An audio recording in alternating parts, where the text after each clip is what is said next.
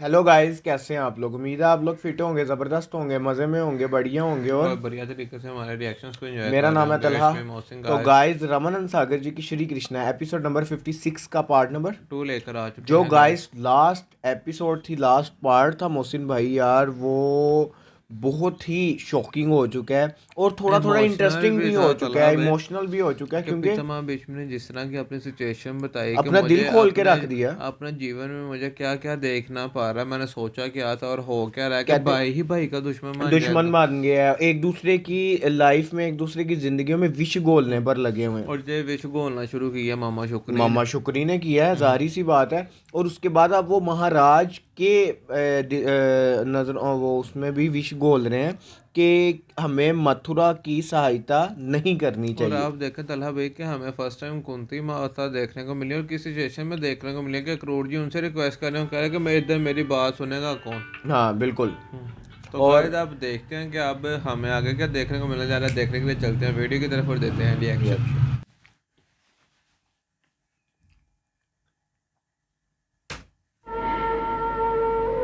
मेरी तो वही दशा है, जैसे कोई हरिणी भेड़ों के बीच फंस गई हो।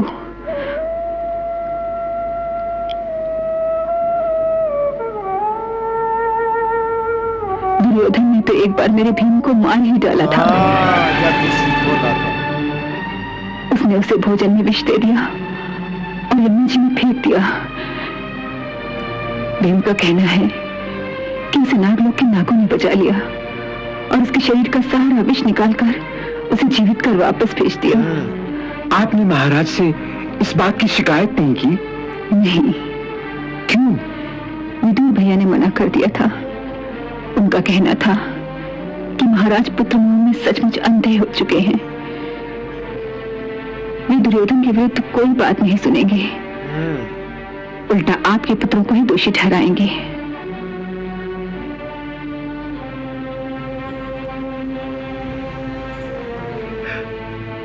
इसका अर्थ ये हुआ कि इतने बड़े कुरु वंश में आपकी सहायता करने वाला कोई नहीं। विदुर भैया हैं, केवल उन्हीं का भरोसा है मुझे। विदुर भैया। कभी कभी सोचती हूँ कि मेरे मायके में भी कभी कोई इस अभागन को याद भी करता है कि नहीं। अवश्य करते हैं, सभी करते हैं। विशेषतः कृष्ण तो आपके बारे में कई बार चिंता क्या करते बात रहते है। हैं। कृष्ण, छोटे भैया वसुदेव के पुत्र कृष्ण, उनके बारे में तो बड़ी विचित्र विचित्र बातें सुनती रहती हूँ। सुना है कि वो कोई अलौकिक शक्ति वाला बालक है। अलौकिक शक्ति वाला बालक? कभी कभी सोचती हूँ कि मेरे मायके में भी कभी कोई इस अभागन को याद भी करता है कि नहीं। अवश्य करते हैं, सभी करते हैं।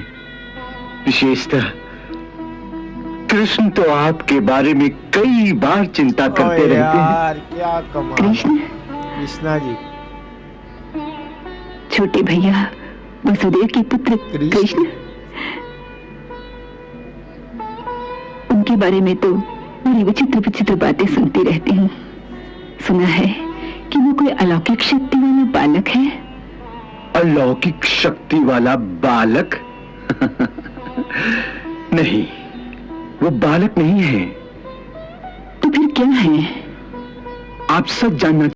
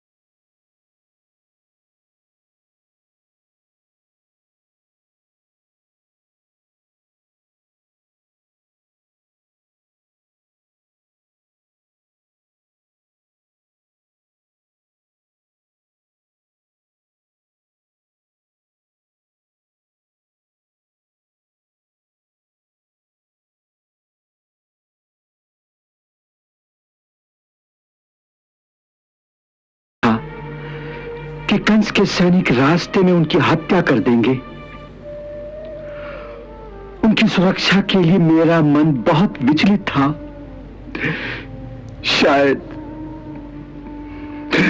शायद मेरी यही दशा देखकर उन्हें मुझ पर दया आ गई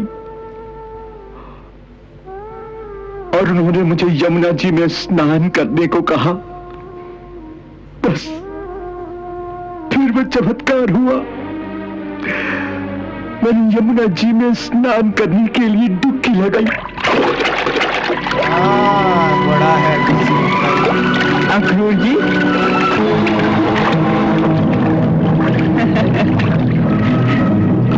आप यहाँ क्या कर रहे हैं?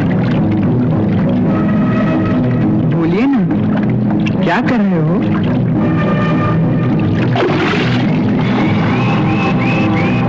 सीता की नहीं। काका, क्या बात है? क्या देख रहे हो? कुछ नहीं। काका, आपने हमारी बात का उत्तर नहीं दिया। बाहर भी वही थे, अंदर भी वही। जल में भी वही थे। देवता और गंधर्व उनकी स्तुति कर रहे थे।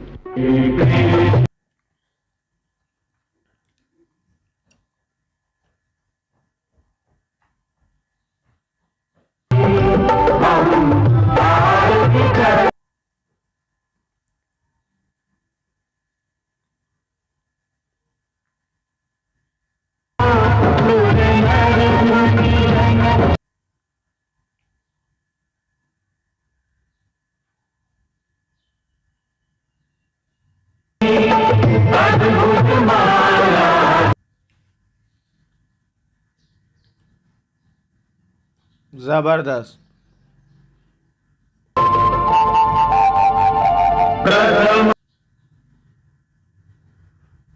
हाय हाय हाय हाय।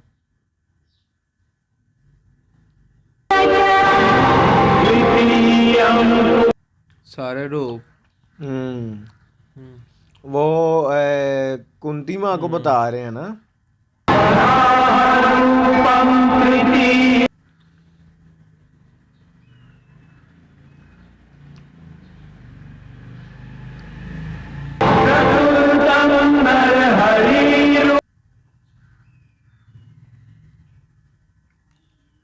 बढ़िया ओए, ओए, मूवमेंट ओए, थी यार।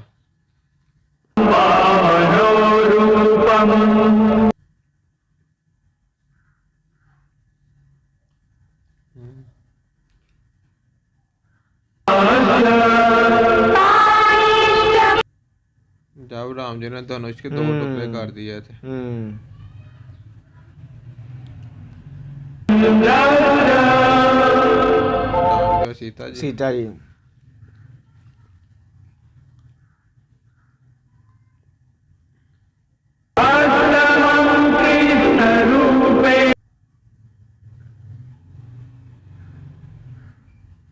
हाय हाय हाय हाय।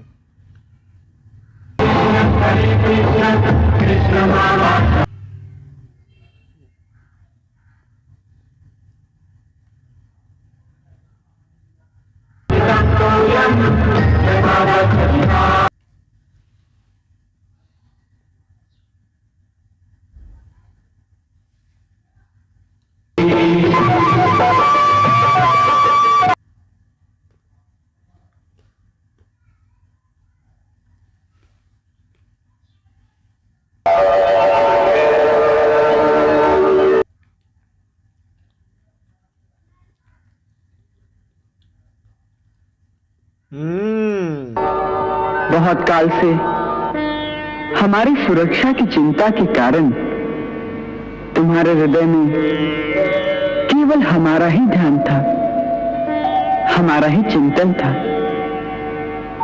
यह अवस्था बड़े बड़े योगियों को भी सहज में प्राप्त नहीं होती कि उनके हृदय में प्रतिक्षण केवल हमारा ही अखंड ध्यान रहे।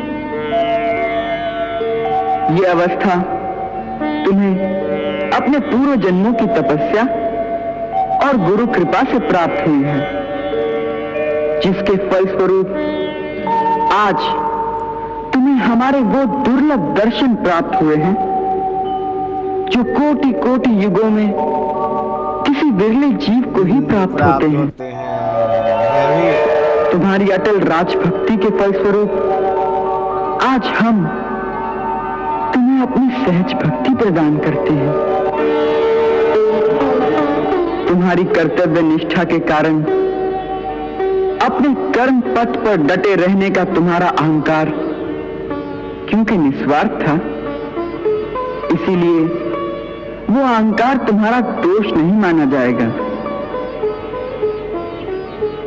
हम तुम्हें तुम्हारे उस निस्वार्थ अहंकार के बदले भगवत परायण होने की भावना प्रदान करते हैं। आज महामुनि गर्ग का वचन सार्थक हो गया।